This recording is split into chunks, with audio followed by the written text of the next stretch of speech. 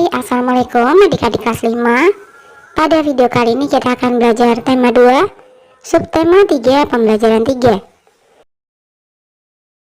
Masalah sampah menjadi masalah yang umum dihadapi masyarakat di kota atau daerah manapun. Berita berikut menyajikan upaya seorang pemimpin daerah untuk mengatasi sampah. Kelurahan Babakan Pasar luncurkan gerakan pungut sampah. Agar masyarakatnya sadar dengan kebersihan lingkungan, terutama masalah sampah, Kelurahan Babakan Pasar mengajak warganya dalam gerakan pungut sampah atau GPS. Lurah Babakan Pasar Rokib Al-Hudri menyatakan, GPS ini merupakan program pemerintahan kota atau Pemkot Bogor pada tahun 2016. Program ini bertujuan agar kota Bogor terbebas dari sampah.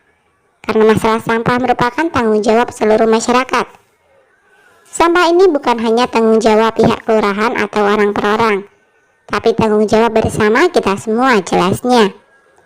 Rocky berharap kedepannya warga Babakan Pasar lebih peduli lagi dengan sampah yang selama ini selalu berserakan sehingga wilayah Babakan Pasar terbebas dari sampah. Kalau sampah ini sudah tertata dengan baik, selain indah dipandang, maka warga masyarakat pun akan terhindar dari penyakit, pungkasnya.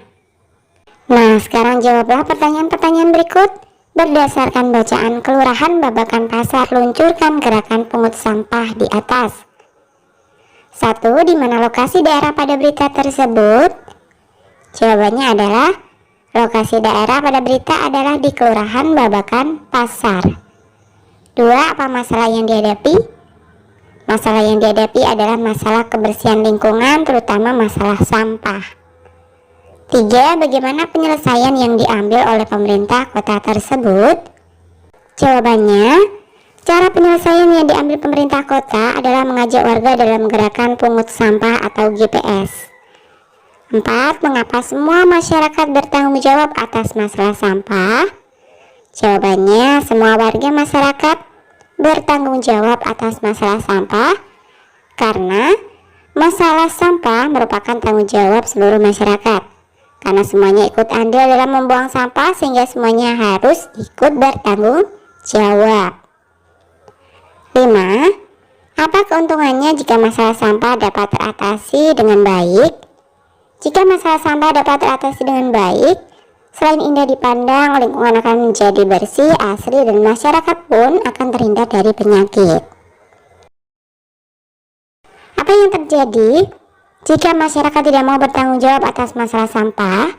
Diskusikan dalam kelompokmu lalu sampaikan hasilnya di depan kelompok-kelompok lain. Jika masyarakat tidak mau bertanggung jawab atas masalah sampah, maka lingkungan akan menjadi kumuh, kotor, dan bau. Selain itu juga bisa menyebabkan banjir yang diakibatkan dari sungai yang tersumbat oleh tumpukan sampah. Nah, perhatikan gambar pemulung sampah berikut ini. Sampah yang menumpuk dapat mencemari lingkungan dan mengganggu kesehatan organ pernapasan. Tahukah kamu ada orang yang kegiatan sehari-harinya adalah mengumpulkan sampah yang dapat diolah kembali? Ya betul, kita biasanya menyebutnya pemulung. Para pemulung mengumpulkan botol-botol plastik, koran bekas, majalah bekas, dan benda-benda lain yang dapat diolah lagi. Benda-benda itu disetorkan kepada orang-orang yang dapat mengolahnya menjadi benda-benda lain yang berguna. Berikut ini beberapa gambar benda hasil daur ulang. Nah, diskusikan pertanyaan-pertanyaan berikut dalam bentuk diskusi panel bersama seluruh siswa dalam kelasmu. 1. Apa pendapatmu mengenai pekerjaan sebagai pemulung? Pekerjaan sebagai pemulung sangatlah bermanfaat bagi kita semua, karena banyak barang bekas yang masih bisa dimanfaatkan kembali. Selain itu, pemulung menjaga lingkungan tetap bersih.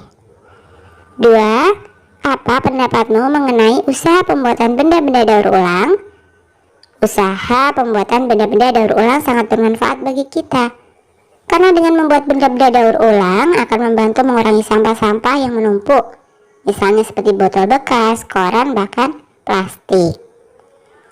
3. Bagaimana cara menghargai jasa para pemulung? Cara menghargai jasa para pemulung adalah dengan memilah sampah yang dapat didaur ulang dan sampah yang tidak dapat didaur ulang.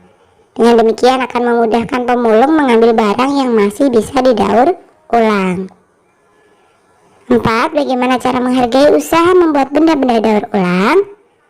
Cara menghargai usaha membuat benda-benda daur ulang adalah dengan ikut serta belajar membuat benda-benda daur ulang, serta memakai barang yang telah didaur ulang. Mari membaca teks bacaan berikut. Menghargai kegiatan usaha ekonomi orang lain. Kegiatan ekonomi yang dilakukan setiap orang melibatkan orang lain. Keterlibatan orang lain dapat dilihat dari kegiatan produksi, distribusi, dan konsumsi. Pada kegiatan produksi, orang yang terlibat adalah tenaga kerja. Pemakaian tenaga kerja dimaksudkan untuk memperlancar kegiatan produksi.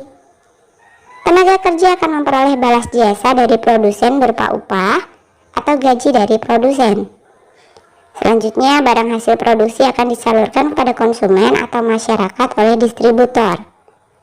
Dari kegiatan penyaluran barang tersebut, distributor akan memperoleh keuntungan. Contoh distributor adalah agen pedagang besar dan pedagang eceran. Konsumen adalah pihak yang mengonsumsi barang dan jasa untuk memenuhi kebutuhan hidupnya. Barang dan jasa diperoleh dari produsen secara langsung atau melalui perantara atau distributor. Ketiga pelaku kegiatan ekonomi tersebut akan saling berhubungan membentuk arus diagram ekonomi. Coba temukan peran produsen, distributor, dan konsumen dalam perekonomian Indonesia. Selanjutnya bahaslah bersama teman dan gurumu di kelas. Setiap pelaku kegiatan ekonomi memiliki peran masing-masing yang saling menguntungkan. Menurut kodratnya, manusia berperan sebagai makhluk sosial dan makhluk ekonomi.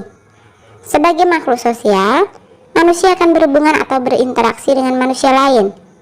Sebagai makhluk ekonomi, manusia akan melakukan kegiatan ekonomi dalam upaya memenuhi kebutuhan hidupnya.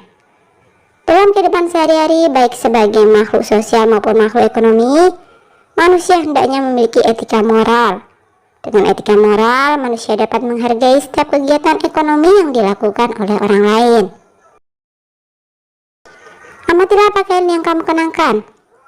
Bagaimana berlangsungnya proses produksi pakaian? Proses menghasilkan pakaian membutuhkan waktu yang lama. Untuk membuat pakaian, produsen pakaian membutuhkan bahan baku berupa kain dan benang. Kain dapat diperoleh dari perusahaan pemintalan benang.